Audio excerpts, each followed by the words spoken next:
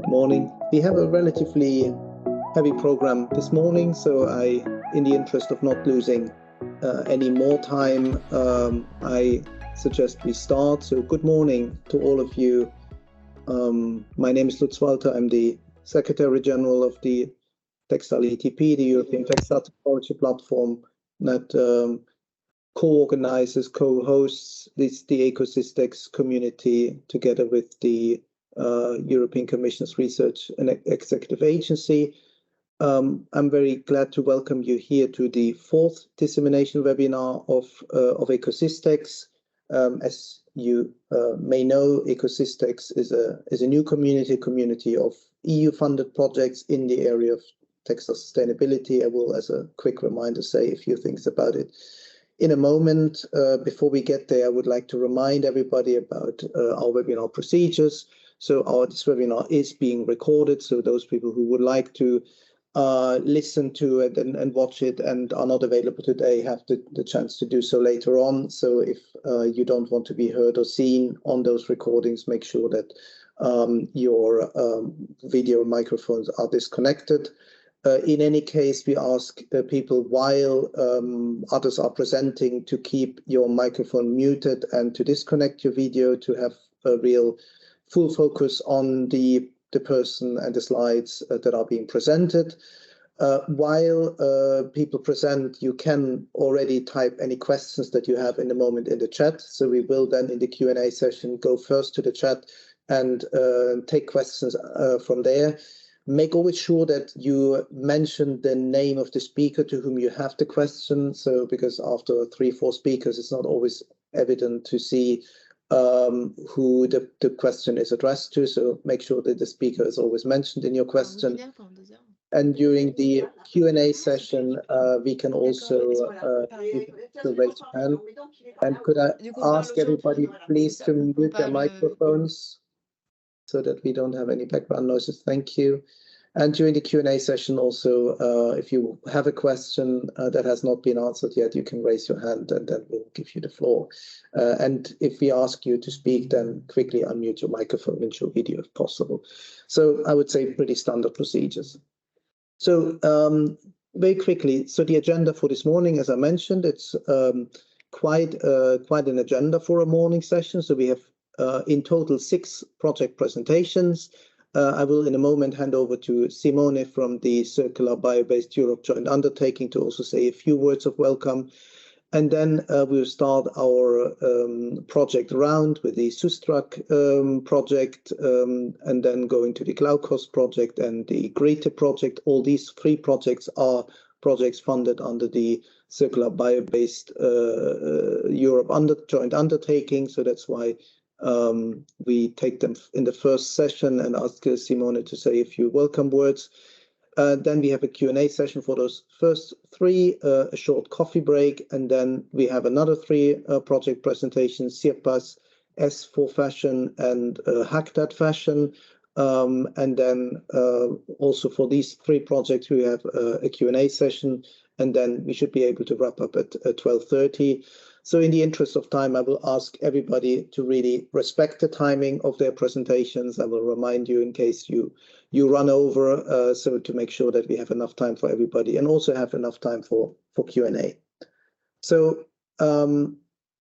very briefly as a reminder, so what is ECOSYSTEX? ECOSYSTEX is an expert community that brings together 19 EU-funded research projects, all in the area of textile sustainability in the widest sense, with the objectives of enabling cross-project expert collaboration on topics of common interest, also to provide input for EU policies and programs related to research, to standardization, to SME support, and to sustainability, of course, and also using this community as a joint dissemination platform. And this is exactly what we're doing today. So we're creating an easy platform for those projects to present their results, to present their activities to a wider audience that individual projects may be able to reach. The ECOSYSTEX community was launched earlier this year in late January. And as I mentioned before, it's jointly managed by the European Commission's Research Executive Agency and by us, the Textile ETP. The 19 projects, so this is a group that is actually growing. So we have recently added the HackThatFashion and S4Fashion projects. So we are now up to 19 projects, and there's still a few further projects that are in the pipeline that may still join that community later on. So what all these projects have in common, that these are projects related to the topic of textile sustainability, circularity, bio-based materials, and so on. And these are all research and innovation related projects, so involving research partners, involving industry partners and other stakeholders in a joint effort to advance new solutions for textile sustainability. So this really has a very short intro to EcoSystex and to today's webinar. And with this, I would like to hand over briefly to Simone for a few welcome words on behalf of CBE. Simone, please, the floor is yours. Thank you. Good morning, everybody. My name is Simone Maccaferri. I'm Project Officer, Circular Biobased Europe Joint Undertaking. And I'm the person in CBE JU that is in charge of the projects that are dealing with the textile sector. So that's why I'm representing our institution in ECOSYSTEX, and we are glad that CBE JU is taking a role and is supporting this initiative that we think that is very important for the textile sector, since the importance of the bio-based is increasing in this sector. So if you can go to the next slide, Circular Biobased Europe Joint Undertaking, for who doesn't know it, is an institutional partnership that has been launched last year by the European Commission in partnership with the Bio-Based Industries Consortium. Our joint undertaking is managing the initiative and is promoting and managing the projects that are funded by this partnership that is consisting of 2 billion euro of public-private investment. If you can go to the next slide. Briefly, the three objectives of our partnership are to accelerating the innovation process and the development of bio-based innovative product, processes and solution. We have a strong market deployment focus in our initiative, and at the same time we are fostering the improvement of the environmental performances of the bio-based industrial systems. If you can go to the next slide.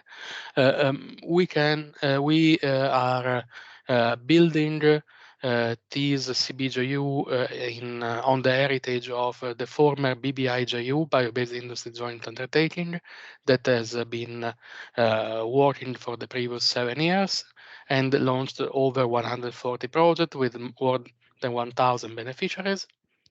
And in the next slide, you can see that the textile sector has been one important sector since 2017, so the last part of BBI JU, when the textile has been included in the updated version of the Strategic Research and Innovation Agenda of BBI JU.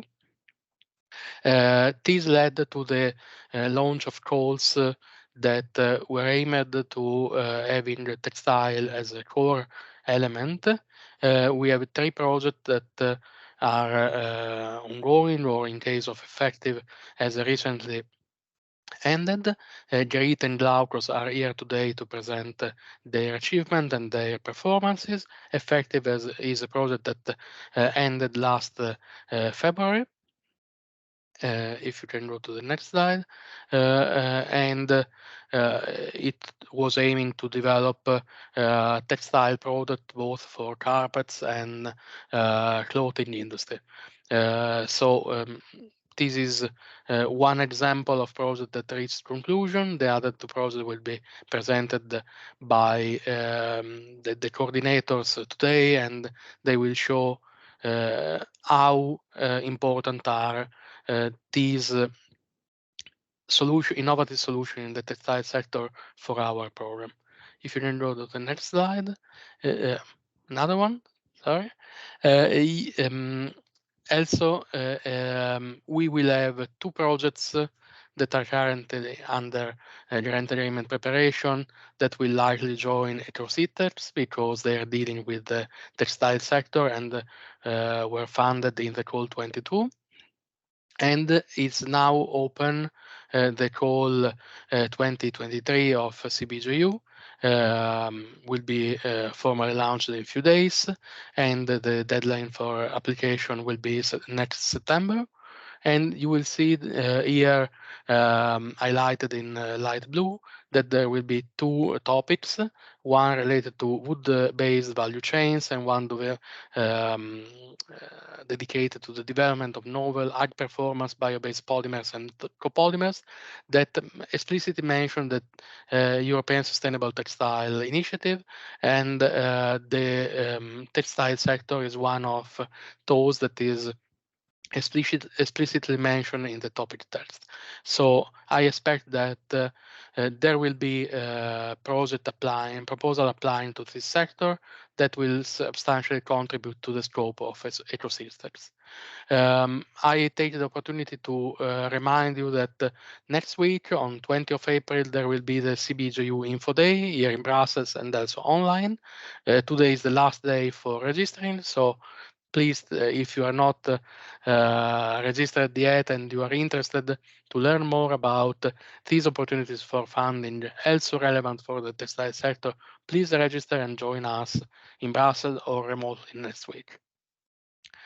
I also share with you the opportunity to register to our newsletter and be informed about our activities in order to keep in touch and learn about our initiative and how this can contribute with your success of your institution. Thank you all.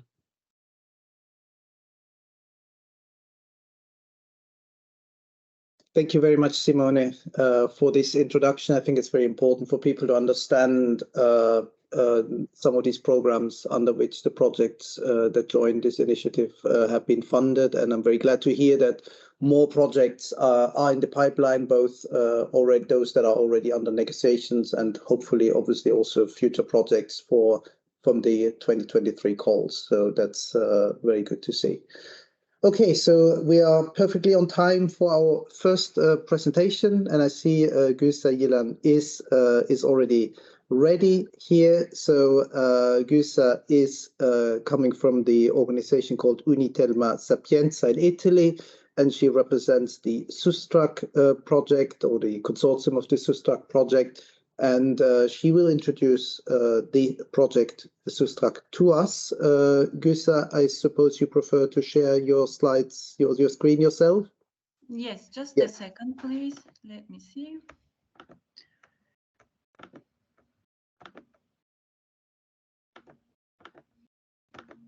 Okay. I guess you will be seeing it now. Yes. Okay. And in the presentation mode, I assume that it is working. Now it's working. It's perfect. So okay. Please go ahead.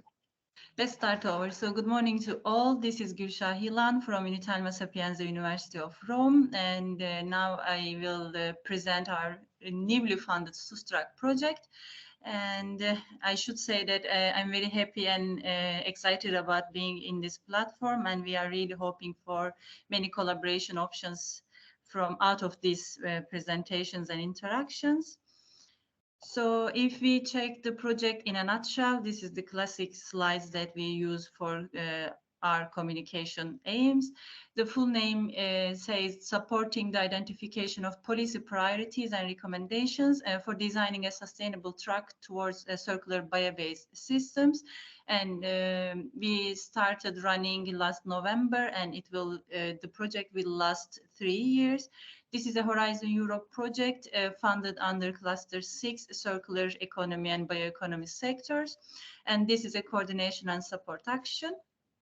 And if we check some keywords from the abstract of our project, we can easily see that the need for this transition from linear fossil-based systems to circular and bio-based systems and the opportunities this transition holds.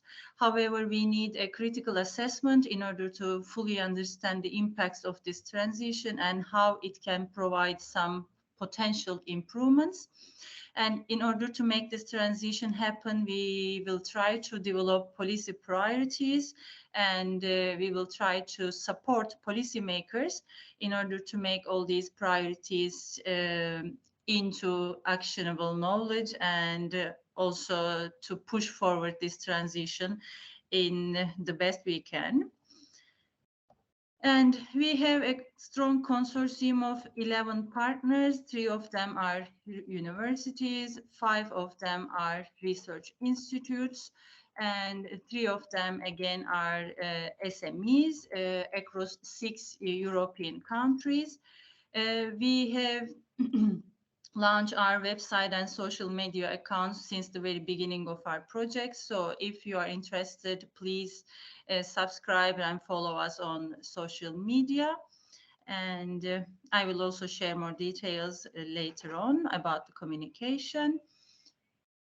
So SUSTRACK project is built on 2 main and 5 specific objectives. The first aim is to provide knowledge and tools for monitoring and assessing the impacts of current linear fossil-intensive economy, and also what will happen when this shift starts to happen. And the second and overall aim is identifying priorities and defining actions to support policymakers to promote the transition in consideration of the European, local or cross-territorial value chain level. And the first specific objective is to identify, assess, and prioritize the limits of the current linear system. And the second one is to develop knowledge and tools for monitoring and assessing the impacts of the linear system and also the transition again. And the third specific objective is to assess the impacts of this sustainable transition, considering the case studies. And the next one is to create, simulate, and interpret a variety of scenarios for the sustainable transition using the case studies, and in order to make an overall assumption for this transition. And of course, to identify policy priorities, define corresponding policy actions, and provide recommendations. And what we expect by the end of our project in a very short term. So the overall aim is developing an assessment and monitoring framework. And meanwhile, we will develop some policy portfolio scenarios, policy recommendations, and roadmap guidelines. We will have specific case studies, and the analysis of these case studies will be valuable for us to better understand the actual sector response. And we will be actively engaging stakeholders and empowering them during the course of our project with co-creation activities such as European level or national level conferences, mobilization and mutual learning workshops, and also as widely as collaborating with all related projects.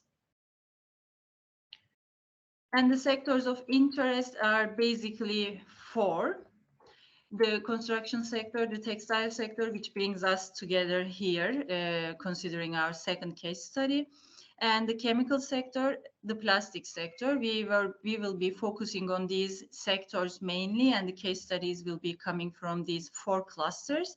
Even if we didn't say energy sector as a case study, we will use it as an overarching sector in order to understand the utilization of residues and the end-of-life management of products, and with an emphasis on the cascading use of biomass. And the methodological steps will be performed in 5 steps. So we will start with the identification of the status quo with a literature review. So we are now overviewing the limits of the fossil-based economy, and then we will validate and consolidate our results with a co-creation focus group.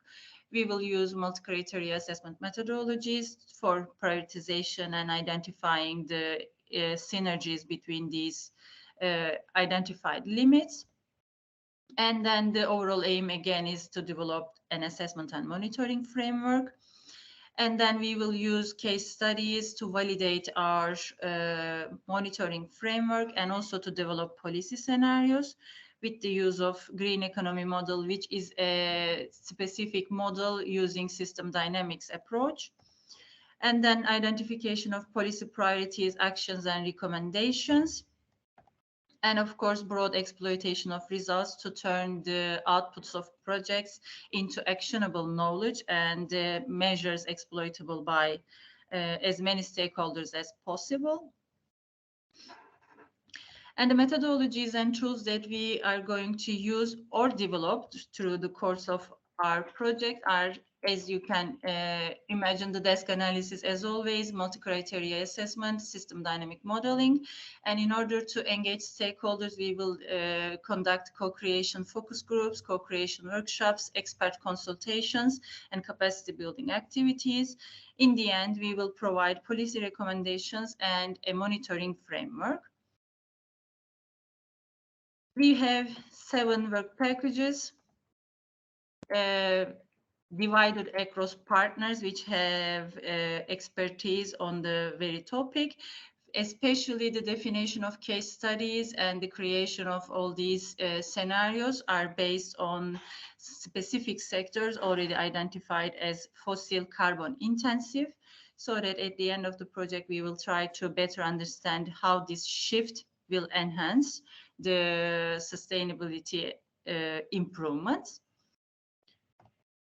And if we check the activities for the first 4 quarters, we started running last November and we started creating our advisory board by February. And also we started to get in touch with all relevant projects that can be identified as sister projects.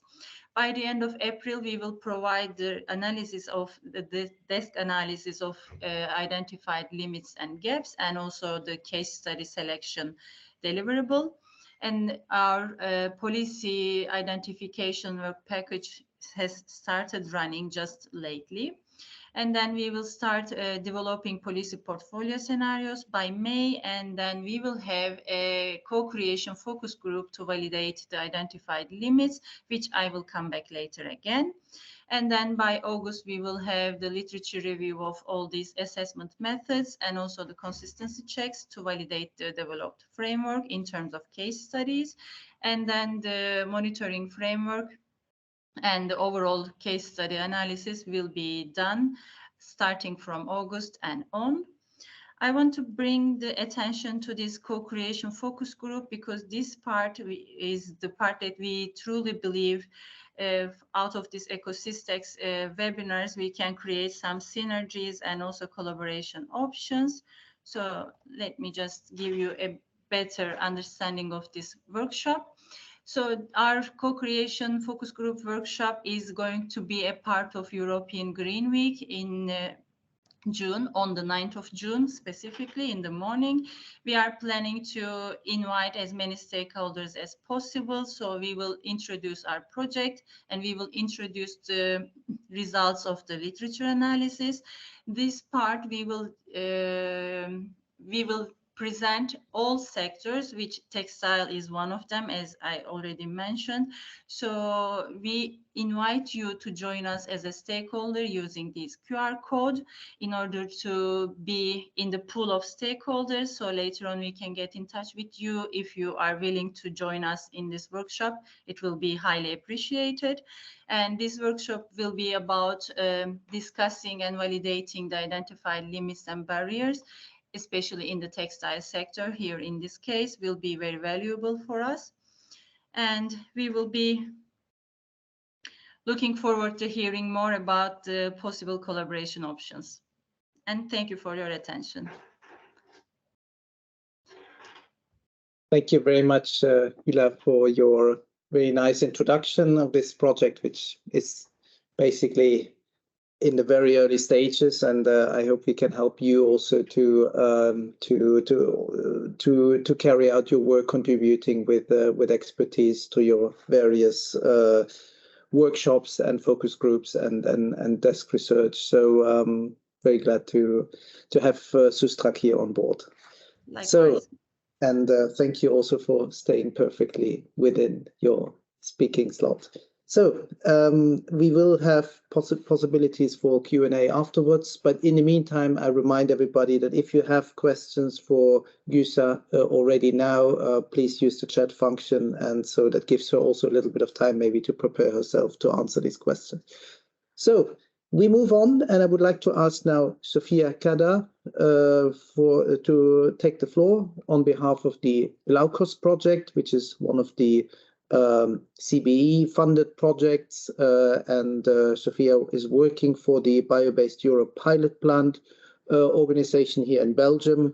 And as I said, the Glaukos project is one of the CBE funded projects, and I'm sure Zsófia will tell us all the details about it. So Zsófia, I see the slides are already shared, so please go ahead. The floor is yours.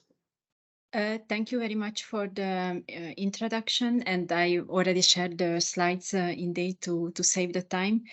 And thanks a lot for the kind invitation to the ECOSYSTEX webinar, and also to be part of this nice community. My name is Zsófia Kádár. I'm working as a project acquisition coordinator at Bio-Based Europe pilot plant, which is a pilot facility that is performing upskilling of bioprocesses and located in Ghent.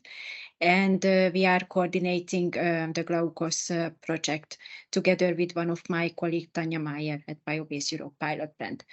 I will give you a short introduction to the project, and also to highlight some of the main achievements. And I know that some of our project partners are actually present in this webinar, and I will also pass the floor at the end of the presentation to one of our partners. So just to give you an overview about the Glaukos project, this is a CBE JU founded project that started in 2020, 1st of June. It's running for 4 years. So we are actually entering in the last year soon of the project, and the total budget is 4.1 million euros. You might wondering that why the project is called Glaukos. I do not know if you know who Glaukos was, but he was a Greek sea god of the fishermen, and he was commonly believed that he is there to protect the ocean. And actually, this is the ambition of our project as well, as we are aiming to develop alternative, innovative alternatives for textiles, for clothing and fishing gears that are currently really polluting our oceans, and also increasing the plastic footprint. So we are actually targeting these two sectors, the clothing industry and the fishing industry in this project. The consortium exists of 14 partners altogether, nicely distributed in Europe, as you can see it on the map. We have 3 research institutes, 9 SMEs, so it's a really high number of SMEs involved in this project, and also 2 large companies are involved. From technical point of view, as I mentioned already at the beginning, our aim is to develop bio-based textile fibers and coating that are adapted to the needs of the 21st century. So we are not only developing something that is bio-based and biodegradable, but we are also ensuring that the developed new materials are fulfilling all the technical requirements. In the same time, we are also aiming to mitigate the microplastic pollution, enhance the material's sustainability performance, boost the biorecycling potential of the developed material, and also to make sure that we are developing eco-friendly and textile products at the end of the project. So these are basically our technical aims that we would like to achieve by the end of the project. We have also non-technical aims that are very much related what we are doing in the project. It's to engage stakeholders across the textile industry. So that involves many activities. We have been setting up stakeholder labs both for the clothing and also for the fishing industry. We are communicating really with the broader public, and also arranging a lot of workshops, but I will come back to that later at the end of the project that will be actually presented by one of our project partners. Which are the targeted stakeholders that we are trying to reach out, and we are reaching out from the beginning of the project? This covers, of course, the scientific and the research community who are working on bioplastics, on recycling, or on microplastic pollution. We already organized a workshop where the policy and decision makers has been actively participating. In one of our upcoming activities in June that you will also hear about in later, we are reaching out already to the business community. And of course, we are also targeting the investor, the standardization and certification bodies, since we already realized some bottlenecks on this area, and also the general public. It's also approached. Glaukos is following a systematic approach, and the project created actually this, we call it as a wheel, where you can follow the whole value chain. So if you start the circle from the top, a bit on the left hand side, you can see that actually we are starting with using waste materials that has been produced in Europe, and these are usually industrial waste products. These industrial waste products, they are fermented to produce our building block. And this contained also strain development in the project. And actually recently we successfully already upscaled the fermentation of this building block. The building block later is used for polymer development. And these polymers are used to produce the yarn for the clothes, and also for the fishing gear, but not only for the yarn, but we are also targeting to produce the coating for the fishing net to be bio-based and with a high biomaterial content. We are also looking into the market applications, and of course, since we are developing new materials, it's very important and required that we are also studying what's happening at the end of the life of this material. So we are targeting not only biodegradation, but also biorecycling at the end of the life of the material. And in the middle of the whole circle, you can find the stakeholder engagement. That is really a strong asset of the project. And we are also targeting the LC and the standardization. What we have been achieving so far. So as I mentioned to you, that the strain has been selected and also engineered. The fermentation of the building block has been successfully demonstrated already at 1,500 liter scale. There has been standardized methods for biodegradability and ecotoxicity developed. There was a lot of tests already performed to test the biodegradation of the developed polymer in marine environment. There was a lot of tests performed regarding the characterization of the material. Also the sustainability challenges in parallel with all these technical activities are also started. And of course, at the end of life, we are continuously studying also the enzymatic degradation of the developed polymers by the end of the life of the material. Just to mention here that I cannot disclose so many things from the project yet, but I can show you some of the latest achievements.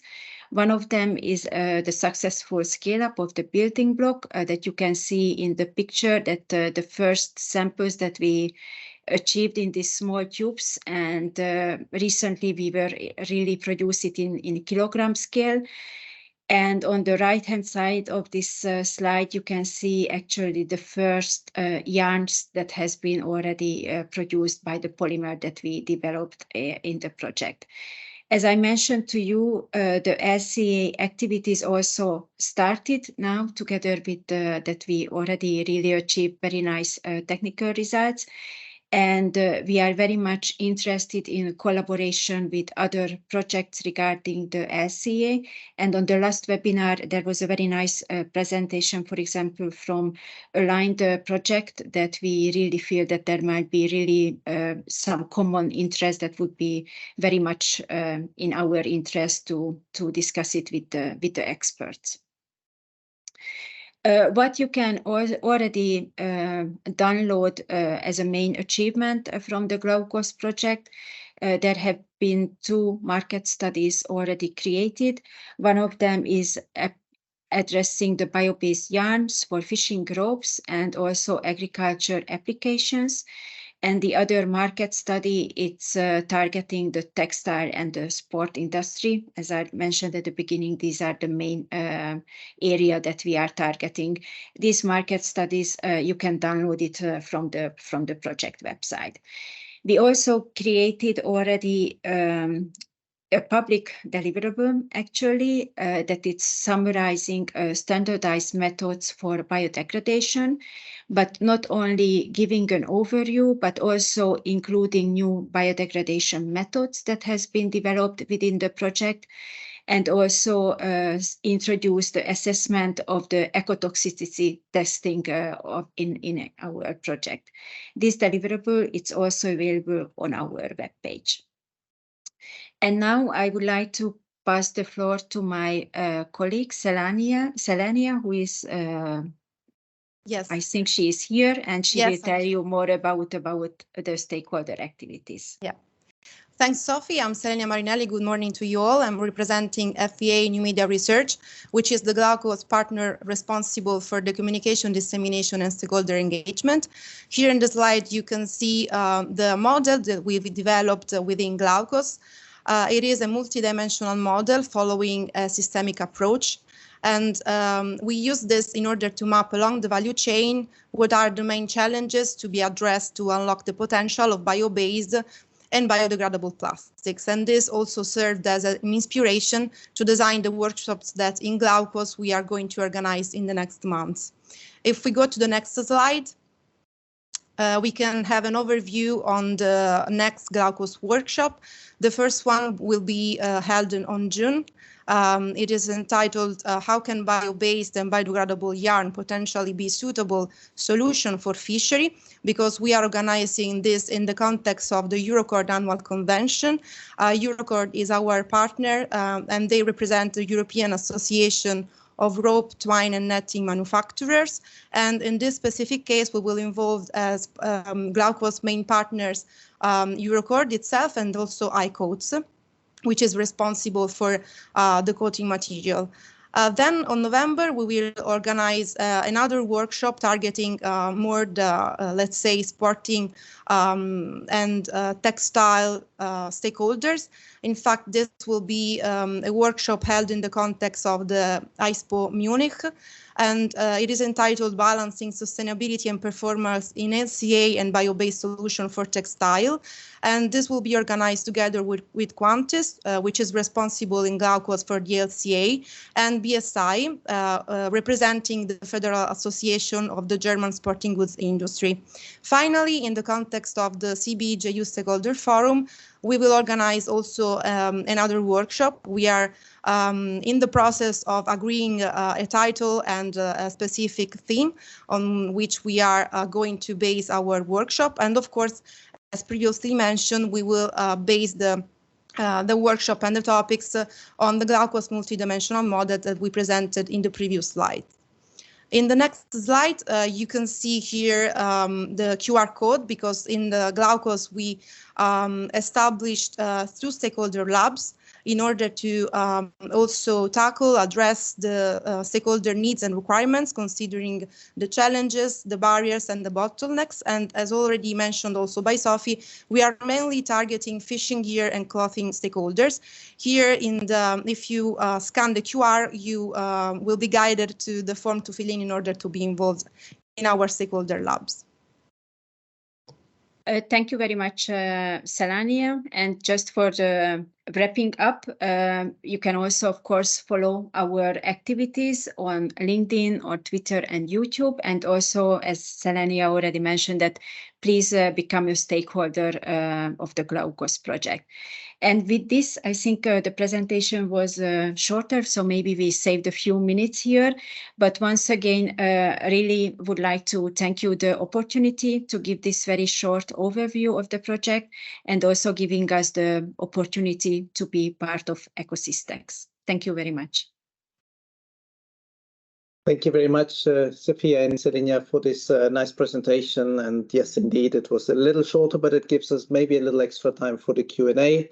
And I tried to start the ball rolling with the first question that I put in the chat. So in the meantime, you may have a look. But as I said, we will take the questions at the very end of the first session. So we still have one presentation to come before we go into Q&A.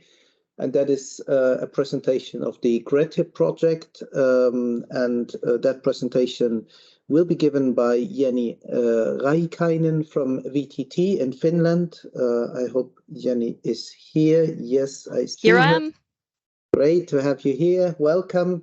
And I think GRETE is a project that is already quite advanced. So I think there are quite some results to be presented. So we're looking forward to this presentation. So Jenni, the floor is yours. Please feel free to share your screen.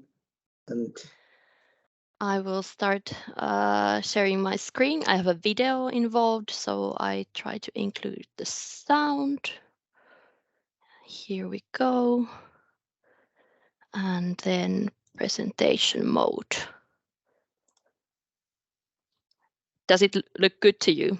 That looks very good to me. So excellent. I hope everybody else as well. Excellent. So thanks for getting the chance to present the GRETE project in this webinar. And so my name is Jenni Rahikainen. I'm the Work Package 2 leader in the GRETE project. And I come from the Technical Research Center of Finland that is also the coordinating partner of this initiative. And GRETE aims for overcoming the bottlenecks of the wood to textile value chain. And what that means, I will show you a video next. GRETE stands for Green Chemicals and Technologies for the wood to textile value chain. It tackles the challenges caused by an increased global demand for sustainable textile fibres. How? By developing novel and better solutions for wood pulp modification and cellulose dissolution that will enable the production of high-quality fibres with improved technical properties. Within GRETE, the transition to more sustainable textiles will happen in 3 steps. Step 1. By broadening the raw material base for the textile industry, GRETE will introduce technologies by which paper-grade pulps from softwood and hardwood sources can be used as raw material base for man-made textile fibres. Step 2. By developing unparalleled solvents as well as feasible and sustainable modification procedures for cellulose dissolution. The novel solvents are molten salts, so-called ionic liquids, which are non-toxic, recyclable and synthesized from low-cost industrial available chemicals. Step 3. By creating high-quality regenerated cellulose fibres, where further modification can be carried out either before or after dissolution and regeneration, bringing new desired properties to fibres such as decreased fibrillation tendency, increased dye absorption and fire retardancy. By implementing these 3 steps, the GRETE consortium will be able to create high-quality textile fibres with tailored properties and offer end users of the textile industry new bio-based fibres with accessible functional groups for post-modification that enable water-scarce after-treatments. By the end of the project, The novel pre- and post-treatments for bio-based fibres developed by GRETE will provide the possibility to radically decrease the environmental footprint of the textile value chain. Want to be updated about GRETE's progresses and opportunities? Then get in touch. Follow us on our social media channels and subscribe to the GRETE newsletter now. There is a lot to discover about man-made cellulose fibres produced from paper-grade kraft pulp. GRETE stands for Green Chemicals and Technologies. So that was the introduction to for the wood GRETE project, and I'm have to yes. So as you heard, GRETE focuses on man-made cellulosic textile fibers and how to improve that process and how to get even more sustainable man-made cellulosic textile fibers. A lot of us already probably know some of these commercial man-made cellulosic textile fibers, for instance, the viscose fibers or the lyocell fibers.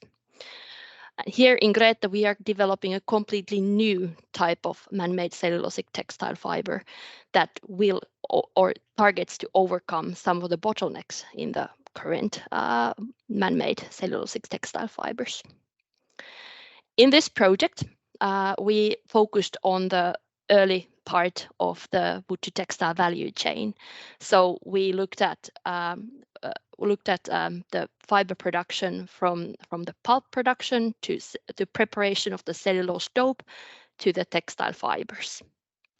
And what remains in the value chain after production of the textile fibers, the yarn production, fabric production, or the garment production, they were out of scope in this project.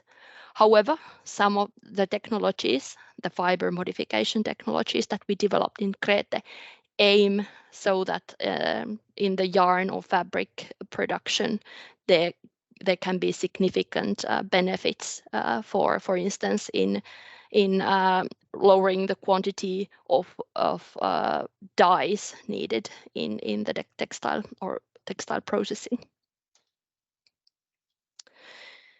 The GRETE project had altogether 8 partners, and the project will actually end in the end of this month. So we are now here to disseminate the key findings of the project.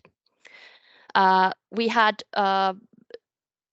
2 industrial partners, Metsä Spring from Finland and Altri Group from Portugal, and both are producers of paper-grade pulp.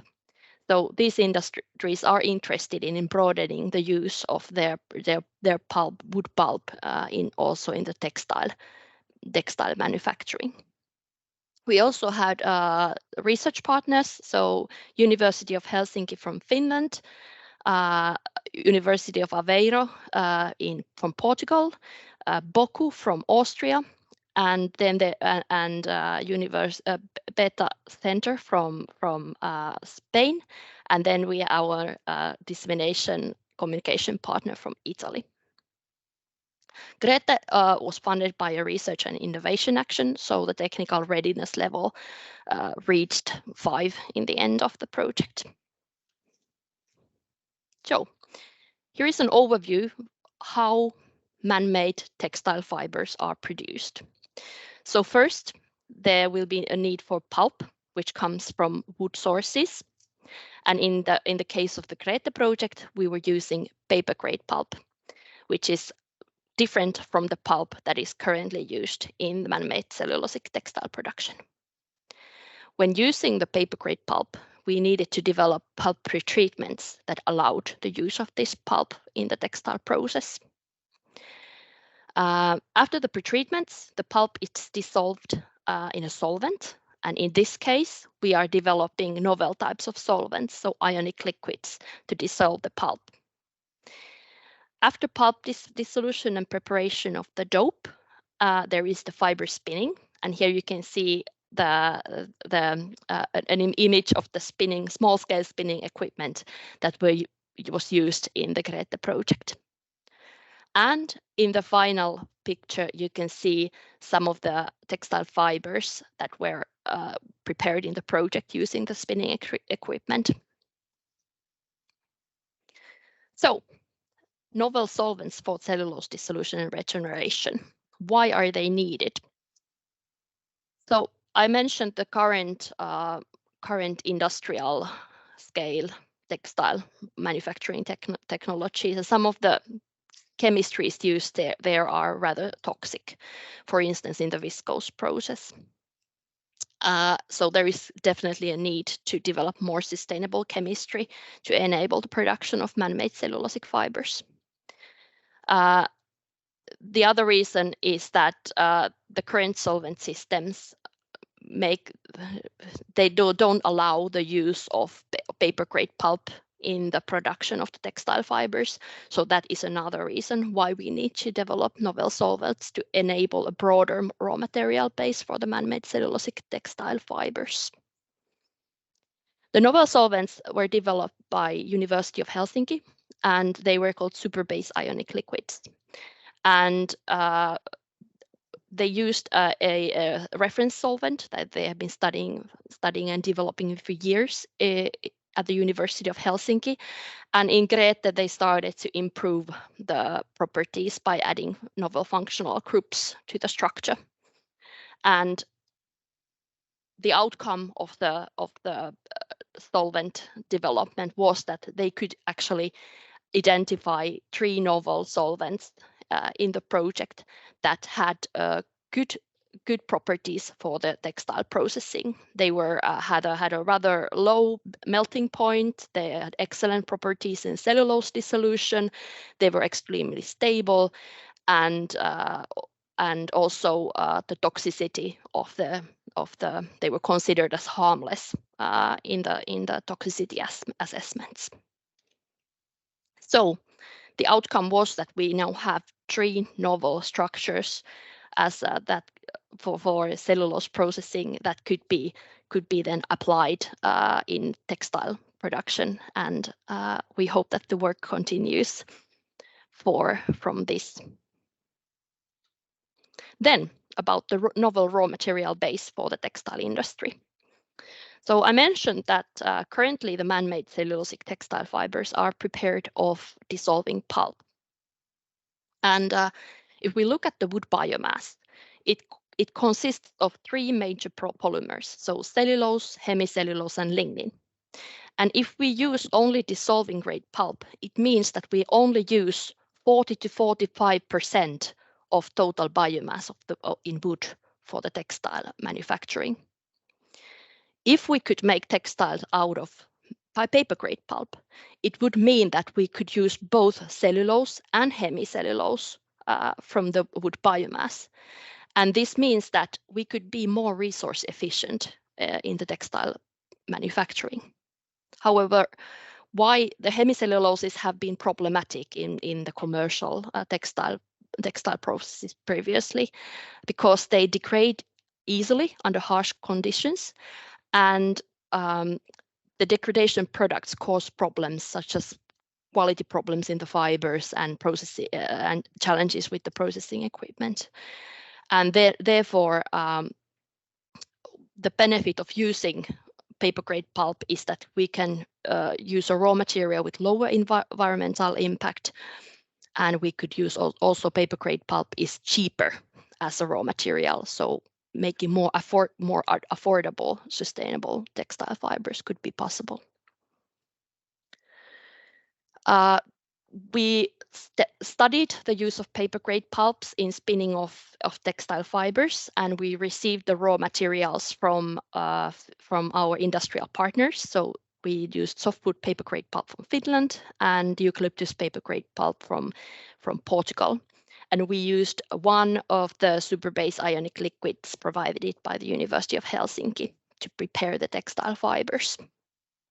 And then in the project, we also developed pretreatment technologies for the paper grade pulps to make them more suited for fiber spinning processes. And there we used both chemical methods, so sulfuric acid pretreatment, and also enzymatic methods, so endoglucanase pretreatment, to make the pulp more better for preparing a dope. And The outcome of the spinnings with ionic liquids can be seen in this image. So we studied the composition of the fibers, how much of the cellulose we have there and how much of the hemicellulose, meaning xylene and mannan, we have there in the fibers. And the outcome was that with these ionic liquids, the hemicellulose that was present in the pulp could be found also from the fibers. So always on the right-hand side, there is the pulp composition, whereas the fiber, on the left-hand side is the pulp composition, whereas the right-hand side, there is the fiber composition. And indeed, the ionic liquid allows the regeneration of the hemicellulose also to the textile fibers. So what does this mean to the quality of the fibers? And here you can see the mechanical properties of the prepared fibers. We could get very good mechanical properties for our man-made cellulosic fibers. And when we when we prepared fibers out of dissolving grade pulp and paper grade pulp, we could get similar mechanical properties. And this means that the hemicellulose present in the fibers, they do not impair the mechanical properties, which is an extremely important thing for making this into commercial reality. We also studied a bit how the hemicellulose is distributed in the fibers, and did some microscopy images. And here you can see a confocal microscopy image of some of the fibers prepared using this paper grade pulp, actually eucalyptus paper grade pulp. And here you can see the cellulose stained with the blue dye, and the hemicellulose, in particular xylene, dyed with this red stain. And in the compilation image, you can see quite nicely how these two polymers are really distributed in the prepared fibers. So the conclusions of this, that the use of ionic liquids allows the use of paper grade pulp in the preparation of man-made cellulosic textile fibers, and the use of this doesn't impair the mechanical properties. They are equally good than what they are made with the dissolving grade pulp. And we also can conclude that hemicellulose become an integral part of the fiber structure. Then we also had a work where the properties of the fibers were modified in order to broaden their use in beyond what is currently done for man-made cellulosic textile fibers. And this work was done by the University of Aveiro in Portugal. And here is an example of modification. So they carried out a chemical modification of the cellulose of the textile fibers using a phosphorus, bio-based phosphorus containing compound. And they could make, with this modification, they could make the fibers fire retardant. So as you can see in these images, here is an increasing amount of the phosphorus compound. So increasing the quantity of this modification, you could get a fiber that is has this kind of fire retardant properties. The University of Aveiro also worked on chemical modifications on the fibers that could allow better attachment of reactive dyes, and that was also done and reached, and I think also published to date.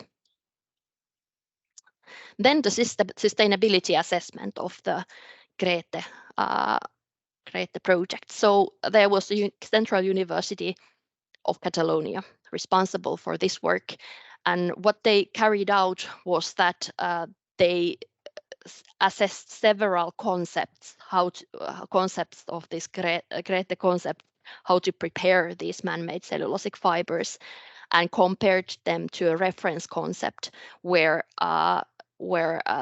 which is similar to the lyocell fiber production using dissolving grade pulp and NMMO as a solvent. And with the different GRETE projects, the difference is that paper grade pulp is used of softwood or eucalyptus origin, and ionic liquids are used as solvent. And also a pretreatment stage is added to the process. And the outcome of this assessment was that when several categories of the environmental LCA were assessed, it was that the concept number 4, which was done with eucalyptus kraft pulp, so paper grade pulp, and ionic liquids, had the best performance when looking at the different categories. And the use of ionic liquids as a solvent can improve the environmental and economic performance in making the man-made cellulosic fibers. And maybe the major conclusion from the environmental assessment was that a key issue in improving the sustainability of man-made cellulosic textile fibers is to ensure that the energy which is needed in the production comes from a renewable origin. And that is possible when the fiber production is integrated with the pulp mill that produces the raw material. And then that gives a huge benefit, sustainability benefit for the environmental footprint if you can produce the fibers together with the pulp at the same place, so that you can take use of the renewable energy that is produced by the pulp mill. Then, to conclude the highlights of the GRETE project. So 3 novel non-toxic superbase ionic liquid structures were discovered in the project, and some of them could be tested in the fiber spinning trials. We also could tell that the superbase ionic liquid process could, and the tailored pretreatments, enabled that we can now use paper grade pulp for textile fiber production. And we also demonstrated that by chemical modification, we can improve the properties of the cellulosic textile fibers, so that the properties go beyond what we typically see. So we have shown that you can introduce fire retardancy, and also we showed that improved dye uptake could be reached. And from the LCA perspective, we showed that this is a competitive technology, also from the sustainability point of view. And a key finding was that if you can integrate the production of the fibers with the production with the pulp mill, then you're going to be able to lower the environmental footprint of the textile fiber production considerably. So this was the what I wanted to tell about the GRETE project. And if you're interested in the project or the outcomes, please visit our website or social media channels, or be in direct contact with our consortium if you're interested in some of the developments shown or described in my presentation. Thank you. Thank you very much, Jenni, for this very nice and clear presentation. So I think it's very clear what the GRETE project has achieved, and as you said, it's basically now at its end. So it's I think there's quite a bit of probably discussions about the next steps, and maybe we'll come to that in the Q&A. I think there was one question in the Q&A already. So, but I will first of all thank you again for this presentation. I would like to ask now our 4 speakers from the first session to switch on their cameras again for the Q&A. So and then, as I said, we will start with the questions in the chat so that people or the speakers had a bit of time to already think about them. And then I see we are well 2 minutes ahead of schedule, so we can also see if we can take a few extra questions from the floor. So the first question, which I put to Zsófia, and I understand, Zsófia, you said that, you will not be able to share too many technical details of your research work. That is understandable. But if you can give people any kind of point to the type of fibers that you're generating there, on what type of biopolymers they're based, and especially what type of fibers they are to be replaced in those applications, like the maritime and the sports applications. Maybe at least some ideas on the materials we're looking at. Yeah, thanks a lot for the question. It's a difficult question since we agreed in the consortium not to disclose at this stage yet. So I cannot disclose the biopolymer. So that's why I called it also in the presentation as a building block. And as I mentioned regarding the yarn, it's very difficult. Also, I can just share, that as I mentioned, that we are targeting the clothing industry.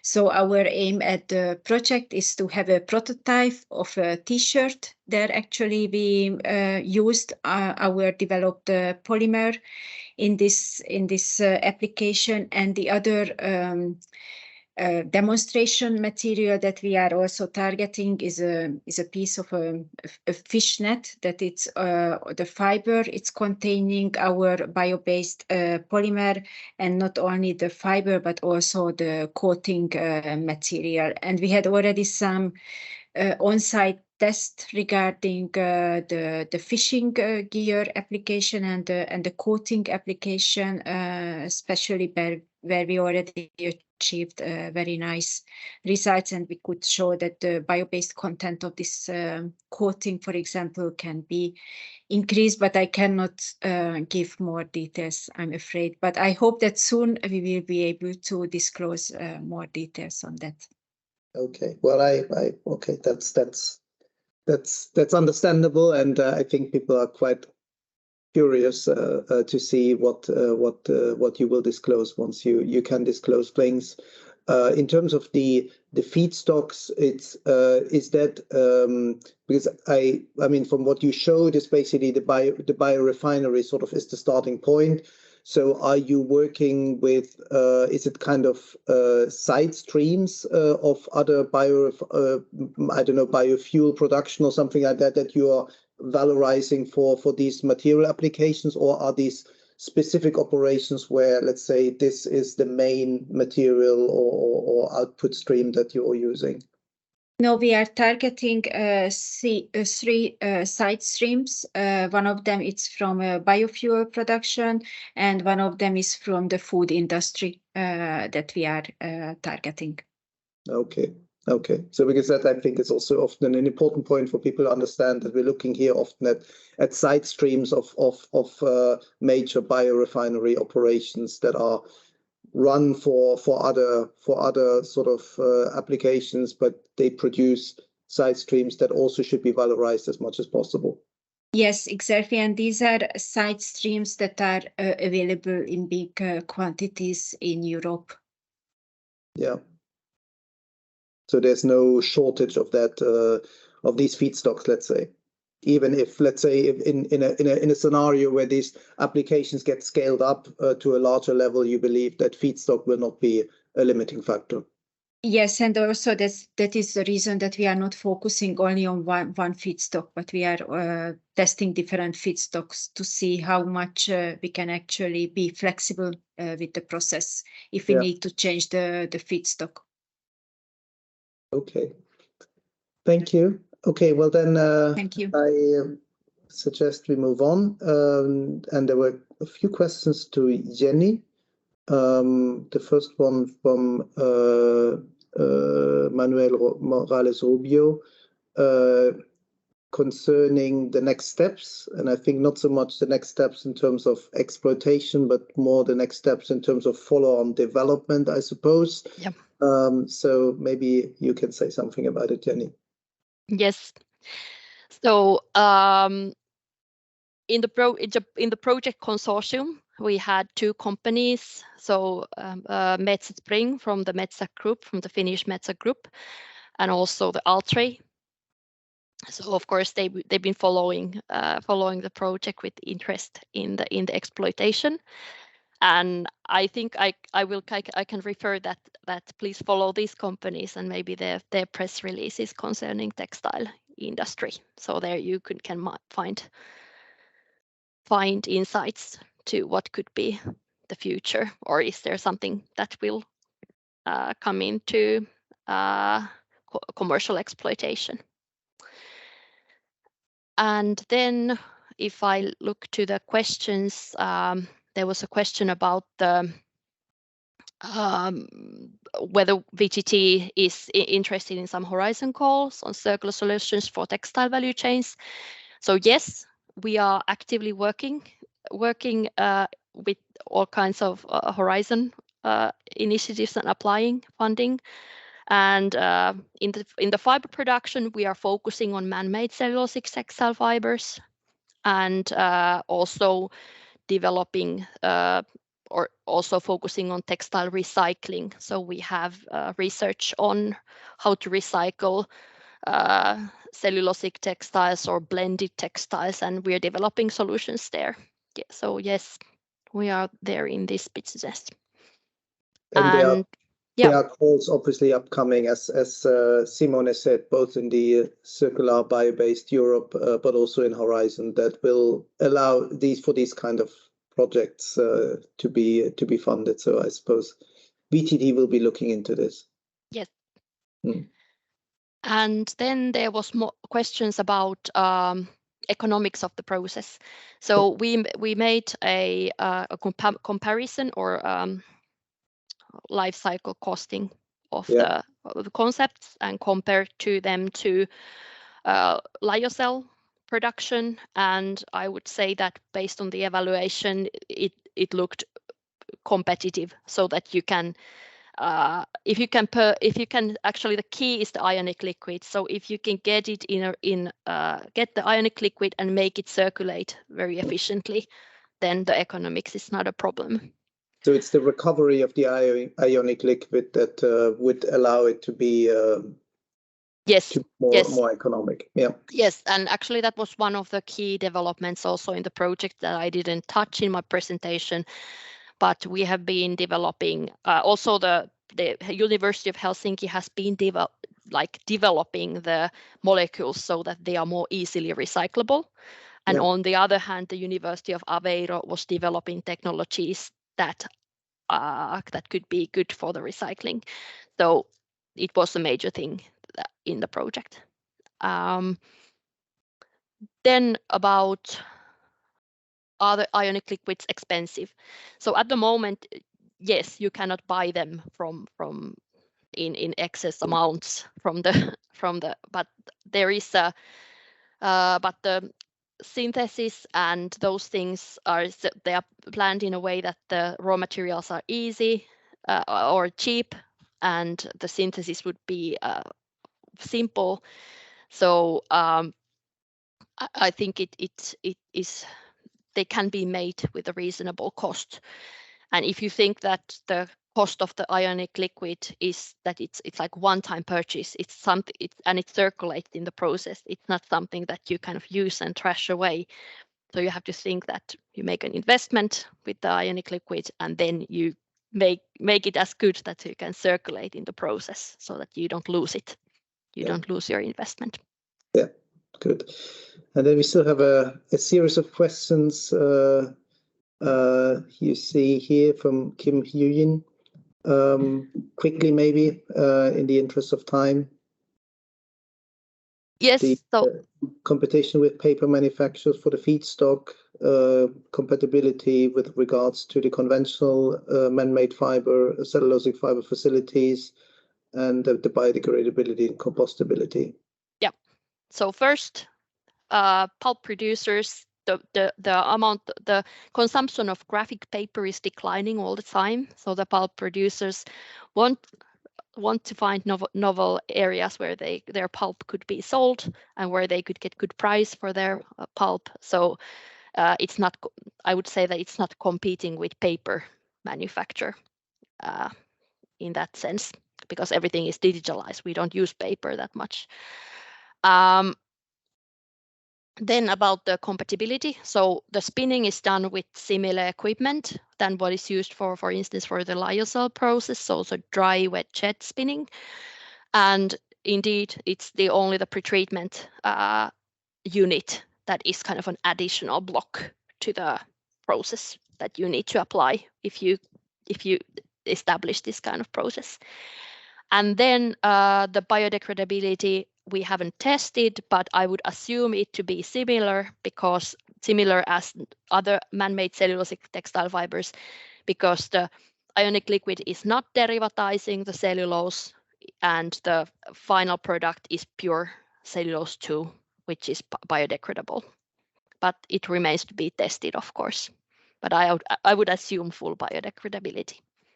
And obviously, it always also depends on the post-treatment of the material. So if treat them with other chemicals afterwards and coatings and all the rest, then obviously biodegradability can be greatly affected. So, but yes, the virgin fiber as such would be comparable to other man-made cellulosic fibers.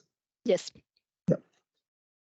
Very good. So, well, we have 1 minute left. I would say if there is still one burning question by anybody here who hasn't typed in the chat, then I would give a chance to raise the hand right away.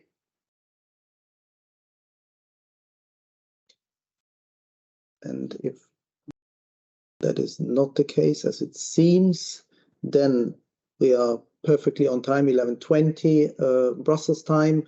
So I would give you all a 5-minute short break. I thank again our first session speakers for their excellent presentations, for being with us.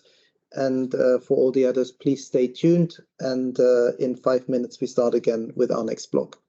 Thank you, and see you in a moment. I hope everybody is back, and I hope especially our next speaker, Andreas, is back here. Yes, great. Hi, Andreas. Hi, let's. You're here, and I see you have your presentation ready to share as well.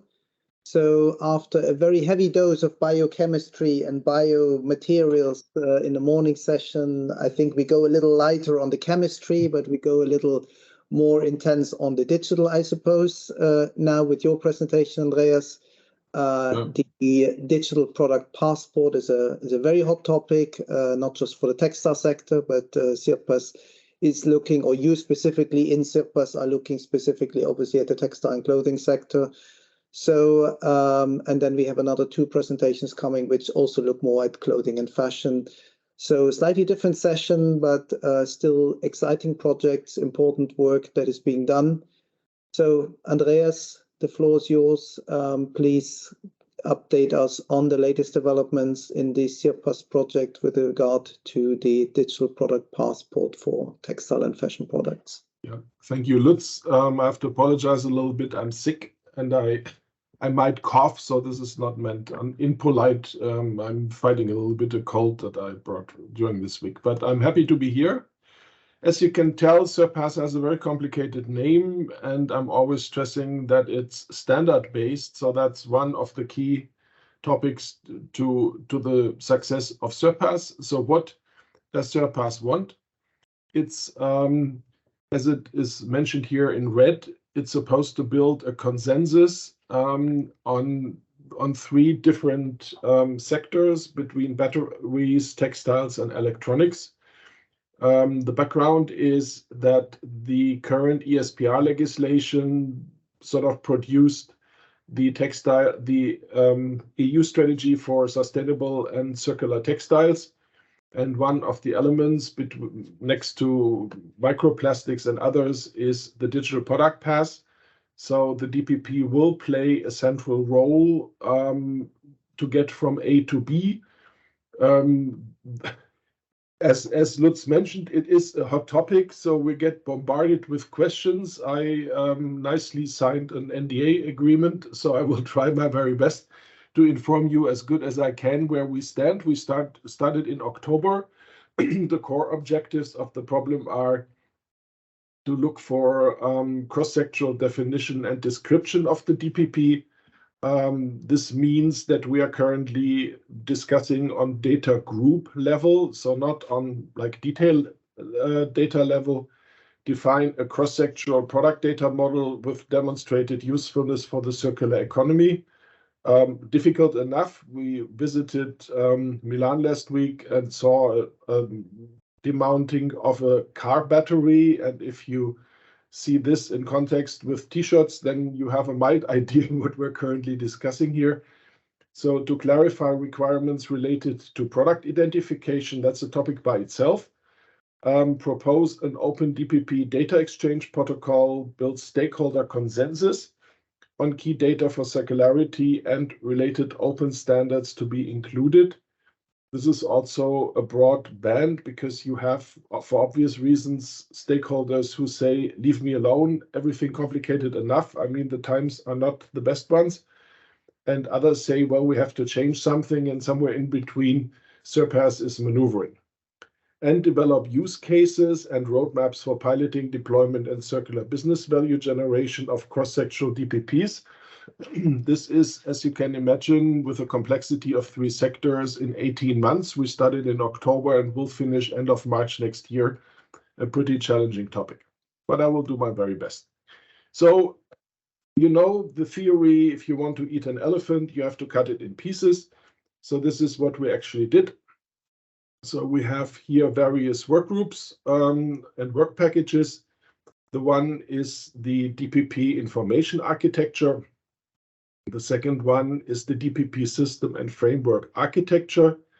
And the third one that I want to mention here, because we didn't start yet properly with DPP prototypes, we just had a first meeting. So I'm concentrating in my update here on the work packages 2, 3, and 4. As Lutz mentioned, I'm in the CIRPASS project together with GS1 Netherlands, with Jan Merks, to be precise, the co-sector lead for textile. So I'm involved practically in all those 3 work packages, more in data than in the other ones. But as I said, I'm touching all of them, and I try to give you an overview now where we stand.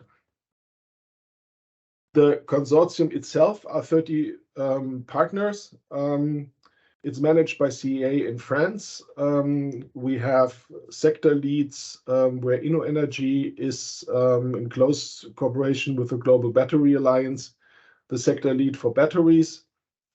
Fraunhofer ICM in Berlin is the sector lead for electronics. Digital Europe is the head organization of companies like Siemens, Apple, Facebook, Google, making the communication. So there you see the relevance for the Commission.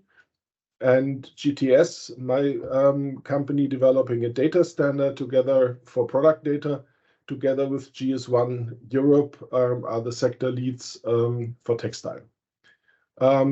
As you can tell on the textile side, Textile Exchange is involved also here and there representing Policy Hub. Then RISE is active here, circular.fashion. So we are sort of the sector and represent this. This is a private comment. It's a great consortium. The challenge is really tough. Because I mean, you can imagine 3 major sectors from like cars to t-shirts is a broad band. So we have with the lawyer from the World Wide Web Consortium at the table, and digital product pass providers like Atma.io, Positive Impact, who bring a lot of expertise here. We have even one SyncForce from the Netherlands bringing the master data world of the food sector into this. So it's a pretty cool consortium. But at the moment, also straightforward, we have quite a few questions that we are trying to structure in a reasonable way to come to the results that I'm presenting on my next slide. So the first work package is on a high flight level. So what data groups do we have or make it in the future into the DPP? So in the first step, Fraunhofer identified the data requirements that are already, how shall I say, given by current legislation. A small tip I will show on the next slide, the website. There you can register and can have a closer look what the results are, because they have been published there already. On this base, we started about 6 weeks ago to define additional requirements. The process currently is not public because we decided to go in 2 steps. There is already within the internal stakeholder community enough, how shall I say, in high consensus, but enough discussion necessities. So we decided to make, with a very small team where I'm one of them, a first draft of the data groups that we currently see. The second step now is that we started last week with internal sector workshops. The ones for fashion and textile will start next week, where we go with sort of stakeholders from the other sectors, but from within the CIRPASS community into some kind of first alignment process. One of the questions, this is no secret, is do we stick to the sort of definitions and requirements from the ESPR, or do we and make them mandatory and not more, or do we look at this at a pretty broader scope, which brings very quickly, sounds boring, but brings up the question, do CSR data or life cycle assessment data belong into it or not? These are things that are currently on the table and will be discussed. And then in the next step, which is coming soon now in this context as well, is that we bring those sector workshops and the first defined data groups into a context with use cases, because this obviously is a prerequisite to judge what makes sense and what doesn't make sense. And I'm coming to the next work package, where we were last week in Milan. We had initiated that meeting because we noticed that the work groups need to be aligned. So that's what we did in 3 days in Milan. And we visited special recycling places, which helped to understand, for example, the battery world better. I have seen a car battery first time in my life, so this was pretty helpful. Also there, we decided to look closer at use cases that are currently in a progress state of construction and definition. So I'm expecting somewhere between 5 and 6, 7 use cases that will be the reference mark. And what we decided there is that practically all work groups need to go closer and to sort of align with the use cases in order to be able to continue. And what we also decided was that we will build a cross-sector work group task force, not to lose too much time on this alignment process and on the next steps within the 3 work packages. So the standards and interoperability, to give you an idea, I think we crossed the 300 standards line of what has been collected.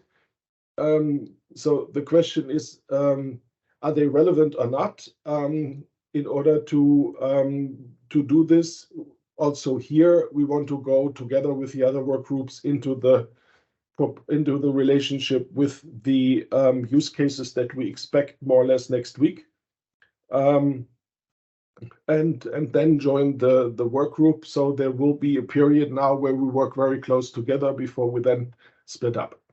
the big picture again will be that there will be an external stakeholder consensus questionnaire is planned, where sort of the results from what we're currently doing are put into questionnaires, and then we are already collecting stakeholders and have a look that from, I think, currently 28 stakeholder groups, not only the small ones and not only the big ones are determining the show, so to get in some kind of equal and balanced broad stakeholder group at the table.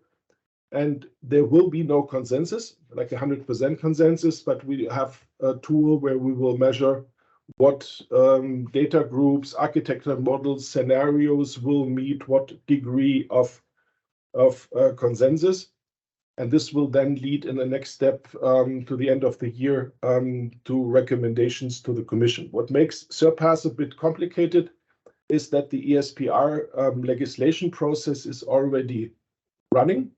So the Commission does with SURPASS a pretty agile project and is on a good way to use the learnings that we are currently producing with quite a few deliverables that are within this timeline that I just described in order to bring this directly as good as they can into the running ESPR legislation. So I can strongly recommend the website. There you have the chance to send emails, to subscribe to a newsletter that is very active where you get information.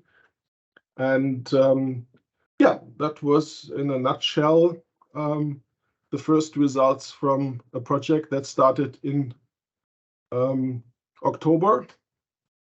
And privately speaking, where we have more questions than answers at the moment, but we live pretty happily with that and are positive that the next steps will bring a lot of clarity. Many things and so far results can only be judged if you put them into a business, in a use case concept. And this will be on a big scale the next step that we're doing in the different work packages. Thank you. Perfect. Thank you very much, Andreas. Perfect timing as well. So well done. And obviously, yes, that's part of a research project that sometimes it creates more questions than answers initially. But you're still at the early stages of CIRPASS, so I think there's still time. I see David with the modern haircut. So if the hair is gone, nothing can happen. So here we go. So yeah. I'm sure people will continue to follow CIRPASS quite keenly to see what you are coming up with in terms of those standards that we will be needing to implement the DPP. Allow me one last sentence. The whole industry is worried now what data come, and this is what I hear very often, what data come into the DPP. I personally, with my normal work as a standardization organization, are worried how the data get into this DPP. So I can everybody encourage to also have a look on this facet of the DPP. Thank you. Yes, like in many processes, is a question of the product and a question of the distribution, and both of it has to work. Mm-hmm. So okay, thank you, Andreas, and I guess you will be available for Q&A at the end of this session. And I again encourage people to type any questions they may have in the chat. And I see Anais is already waiting for her speaking slot. So the S4Fashion project, which is a project that, if my understanding is correct, is coming to an end very soon.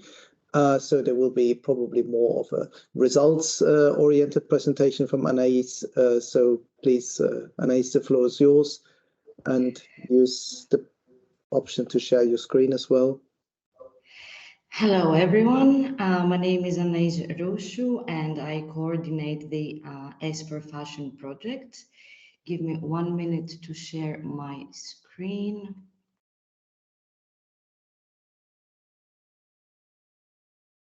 Okay. Can you see the PowerPoint? Yes, we can. Great. Yes, perfect. All right. Thank you very much for having us here today.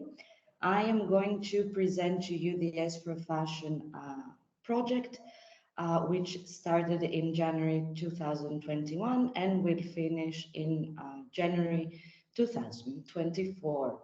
So S4Fashion is co-founded by the COSME program of the European Union in order to empower small, medium-sized enterprises to introduce new sustainable and circular processes for the fashion industries and also produce new evidence-based knowledge on sustainability and circular economy for the fashion industry and share its findings with the whole ecosystem of the European fashion community.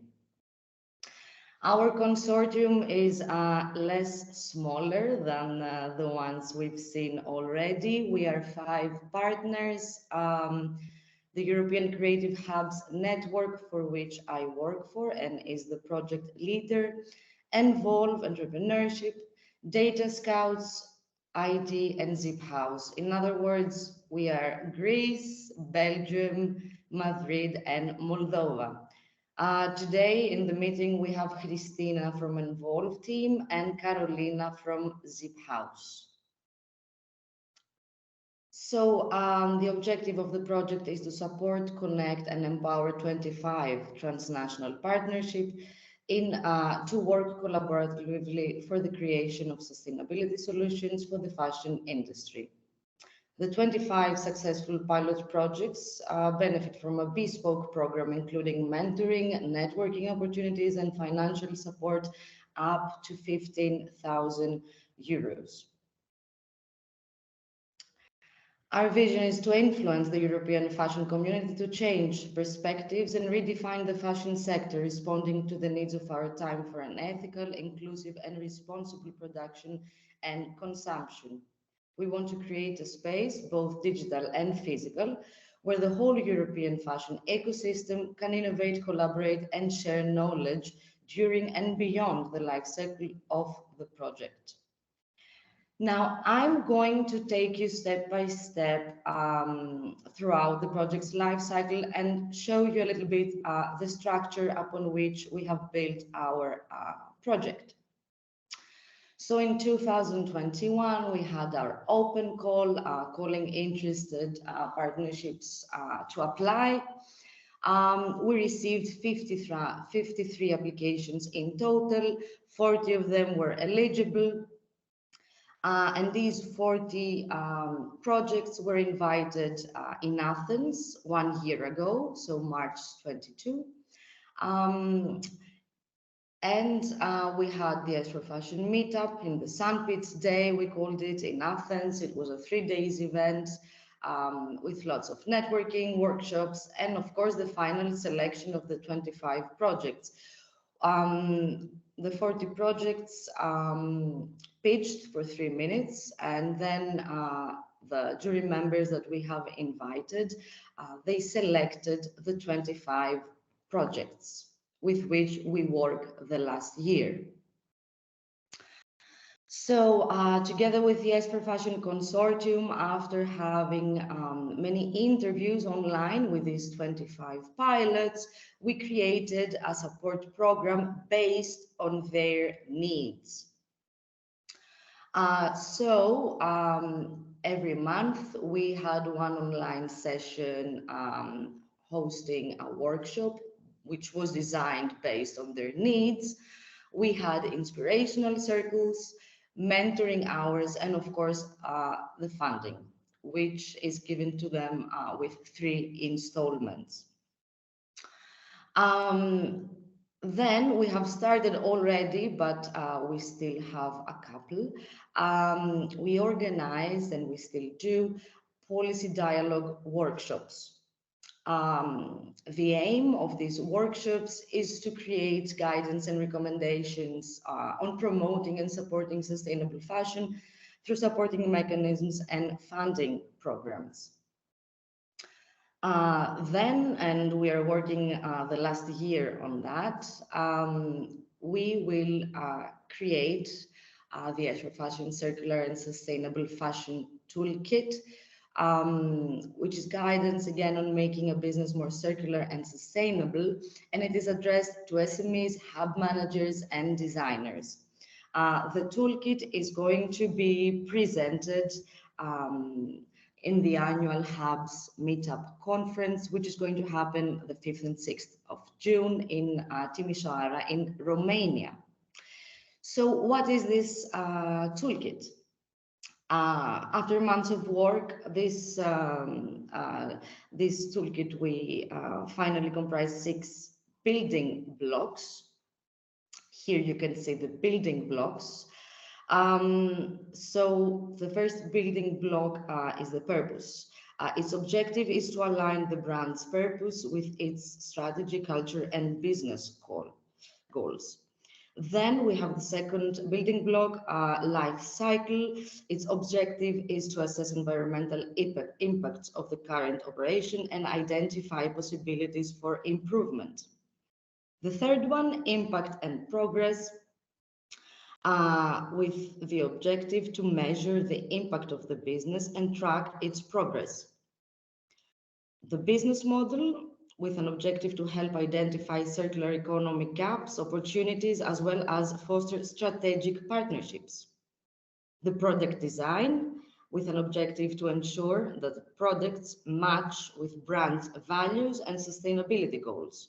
And finally, the 6th block, sales, with an objective to explore alternative sales and revenue models. After summer, when we will be closer to the end of our project, we will organize 5 S4Fashion days around in Europe, in each of our partners' country, in order to spread the results and, of course, get in touch with unusual suspects, let's say. In November 2023, in Belgium, in Brussels, we will host our final conference and showcase, where we will have an opportunity to present all our findings, invite policymakers together with the pilots, and exchange knowledge. Our final legacy, let's say, is going to be our methodological framework, which is consisted of tools and guidance on how to better embed and apply sustainable approaches for the fashion industry. Our final workshop, since 1 year has passed already with online workshops every month, is going to happen the 25th of April, where our pilots will pitch their project, how it has developed in the last year, and of course they will exchange feedback. If you'd like to join us, you are welcome. And thank you very much for your attention. Let me know if you have any questions. Thank you very much, Anais, for your presentation. We're even a few minutes faster than foreseen, but that's fine. I think it was very clear and very straightforward.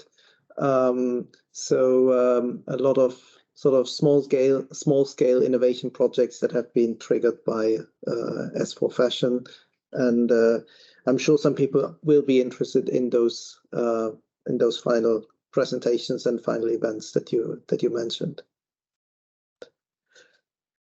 And then we move on. I hope Christina Skoubridou is also here with us for the HackThatFashion project. I see Christina's already here. So without further ado, over to you, Christina. And if you could also share your screen and show your slides, then we're all good to go. Hello, everyone. Give me a few seconds.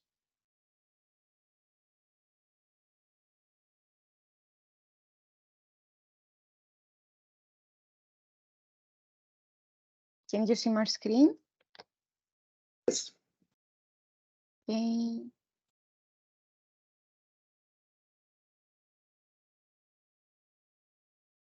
I think now it should be better. Oh, it's in full presentation mode. Perfect. Excellent. First of all, I would like to thank ECOSYSTEX for accepting our project to join this initiative. And we are very excited because there is so much knowledge from all the other projects that participate in this network. And we are very happy to being able to meet these experts, learn from the projects, from what they are doing, and trying to steal some of the knowledge for our project too, in a good way still. So HackThatFashion is a quite small project that has been funded by the Creative Europe program, and I think that it is the only project that has been funded from the Creative Europe program that is part of this network. We started 1 year ago, and there is 1 year ahead of us till the project implementation. As I said, the project is quite small, so it involves only 3 partners from 3 different European countries. Involved entrepreneurship that I'm representing is the coordination of the project, and it's an innovation agency that is based in Greece, but our activity is expanding to other countries, not only in Europe, but also in US, where there are sister entities that are connected with us that are based in the US. And our role is to support entrepreneurship and innovation in the ecosystems that we are active by providing different tools, services, but also funding opportunities for the SMEs, startups, and the ecosystem actors. We also have in the consortium the IED, the European Institute of Design, that is one of the leading institutions in fashion and design, with a basis in Spain, in Milan, but also in other countries around the world. And today we have David Lapov with us that is represented IED. Also, we have the Tartu Center for Creative Industry that is based in Estonia, and it is a public institution that aims to support the creative industry and has a focus also in fashion and design in Estonia. So we also, as you have heard from Anais, Involve is also part of the S4Fashion project, and seeing what are the needs of the SMEs of the fashion sector. This actually inspired the idea that is behind of the HackThatFashion project, because we saw that there are so many small players in the fashion sector around Europe, and they are very keen to work on sustainability, but they don't know how to do it. They don't know actually how to connect with other organization, other institute, even other SMEs or startups that work on new technologies, and how to form collaborations and create new innovative projects, but also products on sustainable and circular fashion. And well, although in S4Fashion we had this opportunity to make to facilitate the creation of partnership and provide them funding and mentoring to create new products on sustainable and circular fashion, we saw that these companies, these small brands, needs more time in order to build trust with other organizations, and that can lead actually to collaboration, to sustainable collaboration. And this was actually our inspiration, and we created this project aiming to build capacities for these very small and new brands on how to create new sustainable products, new sustainable business model by using new technologies, and also by creating partnerships with startups and organizations that can support them to apply these new technologies into their business model and create new products and services. The inspiration and the methodology that we use to support the creation of these partnerships, it is called design-driven innovation or design thinking. Some of you may be familiar with this methodology, and it has different stages. We follow the methodology that is created by IDEO, and it has 4 stages: understand, define, make, and release. And actually, this is a process where an organization can apply this model to create new user-friendly solutions to challenges. So at the first stage, we try to understand what is the challenge that we have as a company, what we want to create, and why. At the second stage, we proceed and we try to look into the challenge from different lenses and trying to find new ideas, crazy and more mainstream ones to the challenges that we face. Then we move on to create different prototypes. Depending on the challenge, we create prototypes from low, medium, and more advanced fidelity. We test these prototypes, and the most useful, but also the solutions that have more chances to be to move on to the market, we create the plan on how we are going to release them. So this is the idea of the methodology that we want to aspire the new brands to use it on how to create new products and business model for the sustainable and digitalization of the fashion sector. And to be able to transfer this methodology to the small brands of the fashion sector, we designed a full capacity building program that includes 2 different toolkits, one that it is dedicated for the sustainability and one for the digitalization. We organize different workshops, digital ones mainly, and also we do some physical activities in the 3 countries that our partnership is based, a hackathon and matchmaking sessions in Greece, Spain, and Estonia. But also because this is a European project and we want to have a European dimension, we also are going to organize digital hackathons and matchmaking sessions where more participants from other European countries can participate. Last but not least, all this knowledge that will be developed by the project, we will use it in order to create a competence center for the sustainable fashion in the 3 countries that we are based. So to give you more details on this activity, we already have produced our 2 toolkits. This is the sustainability toolkit, and it includes 16 tools that aim to support fashion brands, fashion companies to improve their business model to become more circular and sustainable, or even to create more sustainable and circular products for their markets.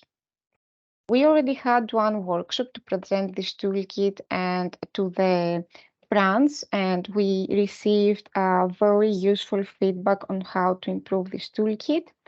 So this is the final one that you can find it also to our website. And this is the toolkit for the digitalization. This is again follows the design driven innovation model. It has 15 tools, different tools per stage.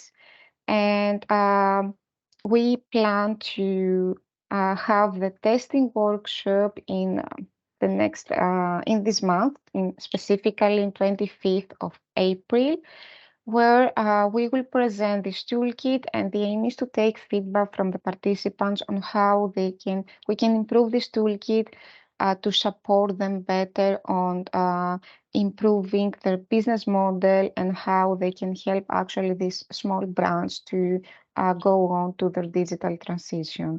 Specifically in this workshop, we are very happy because our guest speaker is an award-winning designer, Julia Corner, that is she's also famous for her work in design innovation, specifically in 3D printing. And she will join us in order to share her story and share tips and do's and don'ts with the participants that they want to work more on digital fashion sectors.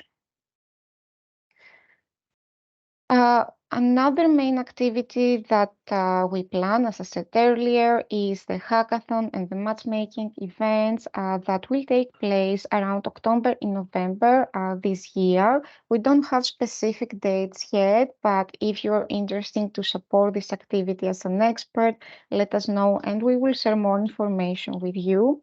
It won't take place the same dates in each country, so some activities will take place sooner than others. And the aim of this event is actually to train specifically new brands on how they can use this design-driven methodology. But in this time, they will work all together to create solutions and new products on one specific challenge that we thought that it is very, it is a key on what sustainable fashion is facing right now. And this challenge is how might we make slow fashion more inclusive and attractive to everyone, because we all work on sustainable circular fashion, and we do research, we do capacity building activities for the SMEs, but the consumer and the market should also be trained and ready to accept slow fashion. Also, we have a transnational hackathon and matchmaking event that it is open to all the European countries, and it will take place in the first semester of next year. So we will share more information about it in the coming events of ECOSYSTEX in case you want to get engaged and involved. And because this is also in this event, we will give the opportunity for digital matchmaking meetings between the participants. And I show a lot of new and innovative ideas from the other projects. So I'm sure that there are many participants and brands that are very keen to learn also, like us, how they can use these new technologies and research that you are developing. Last but not least, this is actually our main ambition from this project, is to create a competence center for sustainable fashion in each country that we are based, but also to have a specific plan on how these competence centers can have a European dimension, because this won't be only local hubs, but digital ones. So we are designing this strategy and this plan on how to create this entity, and we are open here to any interesting entity from any other country that would like to join us and co-design this transnational competence center for sustainable fashion and circular fashion. We want, actually, our aim is to create an entity that will help the fashion industry to share knowledge, create matchmaking opportunities, and also even funding opportunities for the fashion sector, especially for small entities, for very small companies that are starting now, and they are facing extra challenges on how to access to research results, new knowledge, and find new partners. Our ultimate goal is actually to inspire the industry and make design-driven innovation a core element on how the fashion designers create new products and new services and new business model for the companies based on this methodology. Because it's not only about aesthetics, it's actually putting the user at the center of the creation, but also, since we're talking about sustainability, it's also putting the Earth and the planet at the center of the creation of these new products. You can find more information about our project on our website. It is www.hackthatfashion.eu, and there you can find also our toolkits and the links to our social media pages. That's all from me. Thank you for your time. Thank you very much, Christina, also for your clear presentation. And we're well on time today, so no problem managing our speakers today. I'm very glad you make my life very easy. Before I will wrap up with a few words about the next step of ECOSYSTEX, I would also like to give a chance to our three speakers from the second panel to answer a few questions. I put some questions in there already, so you could have a moment to have a look at them. Maybe before we go to them, I already asked people, those who have a question, immediately also to raise their hands so that we can take your questions also live. We have enough time for that. If you want to, while you think about it in the meantime, maybe Andreas, I provided a question here to you. You mentioned various working groups and so on. What's the plan of engaging with external partners, external experts, companies, whatever, that would like to engage with you and bring in their ideas? It works pretty hands-on. To straightforward, when we started, we were flooded from requests from experts who had digital product passes already and wanted to present that. This period is over because we collected all of them in a good and neutral way, found a structure to judge and so on, and many of them made it into the group of people that will be asked about their opinion when the stakeholder consensus period starts. Then we have a second group, because I mean the participants, if it's Carolyn or Jan or me, are known now, that people approach us directly and say, hey, we have something where we believe that it makes sense that we present. One category was, for example, the company that provides this one central database for automobiles, which was very interesting to see. So we will have a meeting, I think, beginning of May at Hyundai, and even have a look closer to that if we feel that a look over the fence makes sense. And the other category, we decided that if we need help, the group recommends experts, and then we approach them directly and ask for help. So these are sort of the current categories. Okay. So if anybody here feels that they can contribute, feel free to contact me and we will see. But this works relatively well, actually. Okay, very good. And your contact details were in the slide, so people have what they need to contact you. Perfect. Yes, and question, and I think both Anais and Christina probably could have something to say about that, because I think both projects are really working with small companies, startups, individual designers, and so on. What do you? I mean, and you offer them, of course, a lot of help, different help. I think in the case of S4Fashion, there is some direct funding involved. It's not big amounts, but still. In the case of HackThatFashion, I think there's no direct funding to these companies, but there are other types of help. So when you look at, and probably every company is a bit different, but if you look at the biggest needs, what do you see among those companies that young companies, small companies launching themselves into these innovation projects, sustainability projects? What do they need most? Is it about the money? Is it about the knowledge or the coaching? Is it about finding the right partners for manufacturing or other supplies, or finding the right partners to go to market? What do you see as main bottlenecks?